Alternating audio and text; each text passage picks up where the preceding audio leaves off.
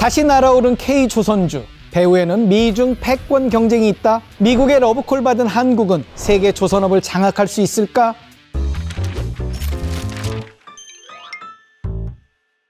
(2024년) 미국 대선에서 대통령으로 당선된 트럼프가요, 무려 26년 전 우리나라에 와서 한 기업을 방문했는데 어딘지 아시나요? 바로 지금은 한화오션으로 불리는 대우중공업이었습니다. 1998년 한국에 와서 대우중공업의 거제 옥포조선소를 방문한 트럼프. 직접 선박 발주까지 검토했을 정도로 관심을 보였다고 하는데요. 오래전부터 이미 한국 조선업계와 인연이 있었던 거죠. 그리고 2024년 아시다시피 트럼프가 재선에 성공하자마자 K조선업을 콕 집어서 러브콜을 보냈습니다. 한국의 세계적인 군함과 선박 건조 능력을 잘 알고 있다. 긴밀하게 양국 협력이 필요하다고 생각한다. 라고 말했다고 하죠. 덕분에 한국 조선업계는 웃음꽃이 활짝 피었습니다. 주식시장에도 기분 좋은 소식을 가져다 줬는데요. 11월 1일부터 8일까지 오름세를 보니까 한화오션은 약 35%, HD현대중공업은 20%, 삼성중공업은 16%나 상승했습니다.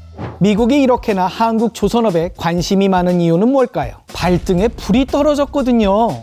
미국은 중국과 대립 중입니다. 해양에서도 팽팽한 신경전을 벌이며 패권 경쟁에 한창인데요.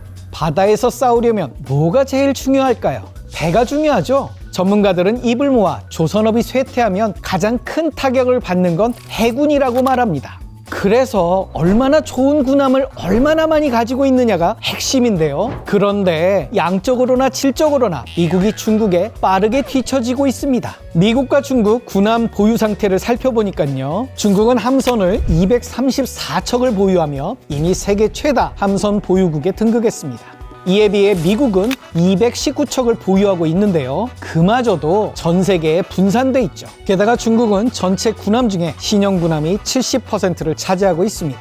미국은 신형 군함이 전체의 25%에 불과한 상황입니다. 2024년 기준 미국 군사력은 여전히 1위지만 해군함대 전력은 4위에 그칩니다. 중국은 더 앞선 2위에 해당하는데요. 미국으로선 심각한 상황인 거죠. 지금은 이래 보여도 과거엔 어마어마한 조선업 전성기를 누렸던 미국. 미국은요, 제2차 세계대전 시절 최고의 전성기를 누렸습니다. 미 전역의 조선소에서는 군함과 상선을 합쳐 연간 1000척가량이 건조됐고요. 1949년에는 총 톤수 비율로 전 세계 해군 함정의 71.84%를 차지했습니다. 그랬던 미국 조선업이 왜 이렇게까지 힘을 잃게 됐는지 봤더니요. 미국 조선업이 쇠퇴한 가장 큰 원인은 존스법이었습니다. 미국 내 항구로 오가는 선박은 미국인에 의해 건조, 소유, 운항돼야만 한다는 강제 규정인데요. 결국 자기네들끼리 잘 먹고 잘 살겠다는 거죠. 그런데요, 그 결과는 의도와 정반대로 나타났습니다. 미국 조선업체들이 점점 생산 능력 개발보다는 적은 비용을 투자해 제조하는 방법에 집중하면서 기술과 생산 능력 퇴보라는 길로 들어서게 된 거죠. 게다가요, 1980년대 로널드 레이건 정부는 자유경쟁을 중시하며 조선업 보조금을 대폭 축소합니다. 더불어 계속된 경제 호황에 따라 임금이 상승하면서 미국 제조업 기반 사업들은 미국 내에서 쇠퇴하기 시작했는데요. 그런 시기를 틈타 일본, 한국, 중국 등 가격 경쟁력을 앞세운 경쟁국들이 성장하기 시작했습니다. 그렇게 점차 조선시장에서 미국 조선소의 입지가 좁아지게 됐습니다. 조선업이 쇠퇴한 결과 미국은 이제 선박 제작이 오래 걸릴 뿐만 아니라 생산 기술력도 떨어져 해군 함정 수리조차 제대로 하기 힘든 상황에 이르렀는데요. 미 해군정보국 자료에 따르면 연간 조선 건조 능력을 평가하는 총 톤수를 기준으로 미국과 중국의 조선업 생산력은 무려 232배 차이 나는 수준입니다. 심지어 미국에서 건조된 선박은 가격 경쟁력도 크게 떨어지는 편입니다. 글로벌 가격보다 유조선은 약 4배, 컨테이너선은 약 5배나 더 든다고 하는데요. 지금 와서 미국이 기술력을 발전한다 해도 중국을 따라잡긴 역부족이라는 평이 대부분입니다. 결과적으로 다른 나라에 기대야 하는 처지인 거죠. 그런데요, 이 조선업 분야에서 중국과 1, 2위를 다투고 있는 나라가 바로 대한민국 아니겠어요? 중국과 한국 조선업을 비교하면요, 우리나라는 2022년까지만 해도 조선업 종합 경쟁력 세계 1위였습니다. 하지만 안타깝게도 2023년 중국이 처음으로 우리나라를 제치고 1위를 차지했는데요. 한마디로 수년간 중국 조선업과의 치열한 경쟁 끝에 결국 한국의 조선업 독주 시대가 막을 내렸다는 겁니다. 가치사슬별 경쟁 우위를 살펴보면 아직 한국이 우위인 분야들이 있습니다. 한국이 중국보다 조달과 R&D 및 설계 부분에는 경쟁력이 앞서고 있는데요. 생산에서는 다소 뒤처지고 수요와 유지보수, 서비스 부문에는 큰 폭으로 뒤처지고 있습니다. 선박의 종류에 따라서도 조금씩 차이가 나는데요. 한국 조선업은 친환경 및 고부가 가치 선박에 앞서고 있습니다. LNG 선박 건조에 강점을 두고 있고요. 컨테이너선도 아직은 우위인 상황인데요. 벌크선과 유조선은 중국이 압도적입니다. 신조선 수주량 점유율을 비교해보면요. 중국은 꾸준히 점유율을 늘리며 격차를 키워가는 중입니다. 중국이 어떻게 이렇게 클 수 있었는지 봤더니요. 정부가 뒤에서 팍팍 밀어줬더라고요.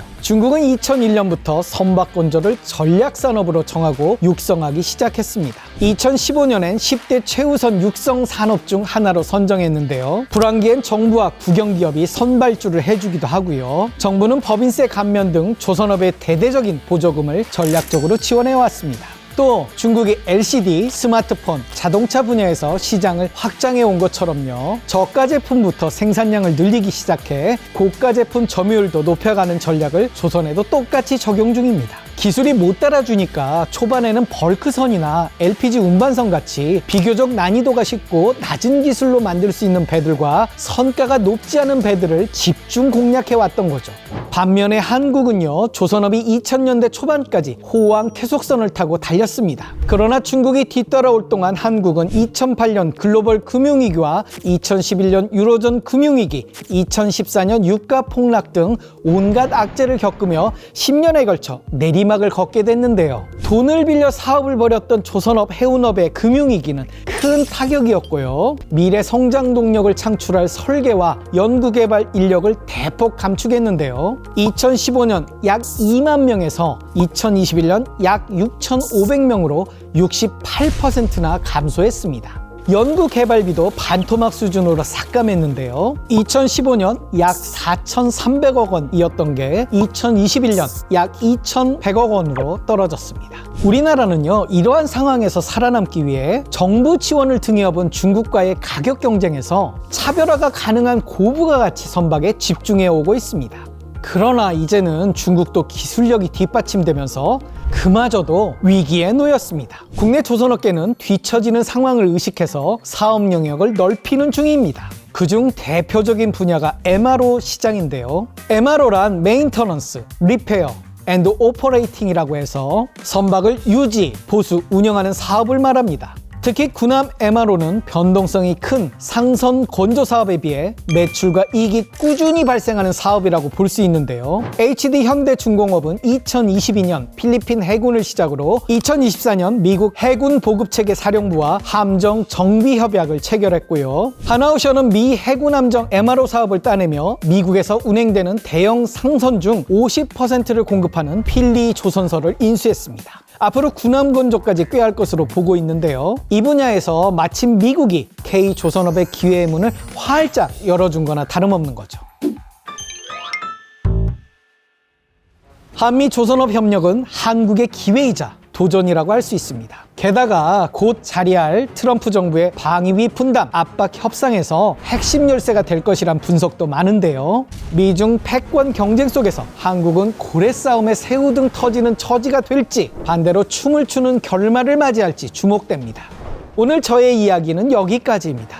여러분은 어떠셨나요?